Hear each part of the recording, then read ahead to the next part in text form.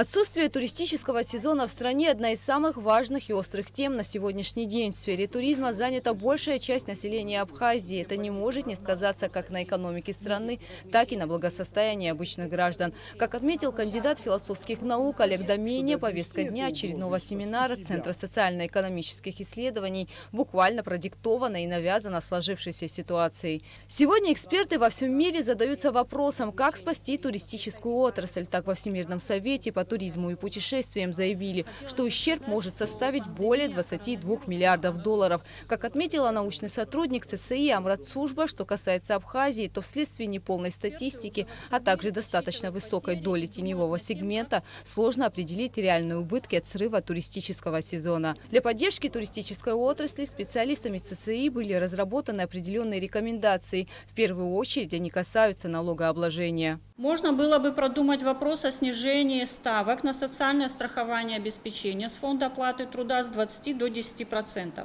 Необходимо разработать и ввести в действие программу льготного кредитования, а также предоставить каникулы по выплате процентов и погашению основного долга по кредитным договорам, оформленным на строительство, реконструкцию и ремонт гостиничных комплексов. Также необходимо рассмотреть вопрос о введении моратория на штрафы до конца года и установить отсрочку уплаты уже выписанных штрафов. Введение в действие данных мер позволит предприятиям в какой-то мере преодолеть тот кассовый разрыв, который сложился, восстановить объем необходимых оборотных средств для возобновления и продолжения финансово-хозяйственной деятельности этих предприятий.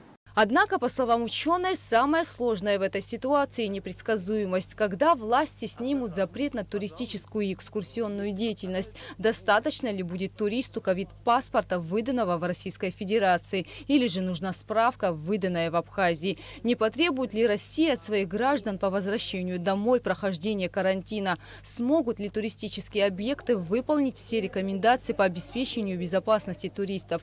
А если человек, находящийся в гостинице, заболел коронавирусом, что тогда? На все эти вопросы нужны ответы и точные рекомендации. У главного санитарного врача города Сухум Аллы Беляевой, принимавшей участие в работе круглого стола, тоже больше вопросов, чем ответов.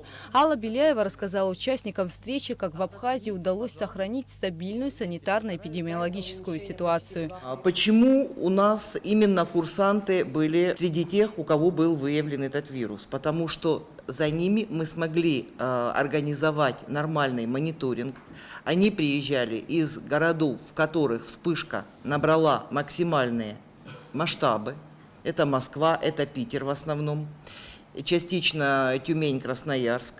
Но основные это Москва и Питер, где, как вы знаете, число заболеваний насчитывается сотнями тысяч. И вот в связи с таким отношением нашего населения к проблеме коронавируса у нас и будут проблемы с тем, что заехавшие сюда туристы могут нам организовать значительно большие проблемы, чем мы до этого имели. Все случаи заболевания у нас были завозными. Мы не допустили здесь распространения ни одного очага. То есть фактически все было 3 семейных очага, они все были локализованы в самом начале, и из них не произошло разноса по людям. Алла Беляева также отметила, что вирус до сих пор хорошо не изучен и поэтому непредсказуем. Никто, включая достаточно маститых ученых, не может уверенно сказать даже о точном времени инкубационного периода. Предотвратить завоз инфекции – самая главная задача. В случае открытия границы и разрешения туристской деятельности меняются требования к крупным гостиницам. Обязательно присутствие медицинского персонала и оборудованного изолятора, термометра в каждом номере, а также соблюдение санитарных норм в питании. Что касается ситуации с меньшими объектами, то здесь все намного сложнее. Наше государство не готово. Не готово именно к тому, чтобы мы сегодня в соответствии с нашими нормами, со стандартами, которые предлагает и внутренняя организационная структура, и Роспотребнадзор, к сожалению, мы не вытягиваем. Изучая внутренний рынок туризма в Абхазии, небольшой рекурс о том, что официально зарегистрированных средств размещения в Абхазии, то есть те, которые имеют разрешение на вид деятельности, у нас 45 объектов всего лишь. Из общего мониторинга более 400 объектов. То есть мы понимаем, среднее количество койко-мест до 40 тысяч, но организованных средств у нас мало. Говорить о том, что все объекты сегодня даже с вашими предложенными нормами выдержат, мы не сможем. В любом случае, сейчас первостепенно принять план и регламент выхода из карантина, чтобы знать, как действовать дальше, считает президент Абхазского союза туризма Анна Калягина. Люди будут приезжать со справками, люди будут там измерять температуру и так далее. Я думаю, что въездные экскурсии мы можем подумать о том, чтобы их разрешить. Они на один день приезжают. Они уже со справками. Они заехали, выехали. Вот нам нужно понять, как обезопасить свой персонал, свое население. Вот если создать рабочую группу, если мы сядем все, и ательеры, и те, кто этим занимается, то есть это нужно не час, не два, это нужно, наверное, каждый день, как на работу ходить и обсуждать все эти вопросы, и в конце концов к чему-то прийти.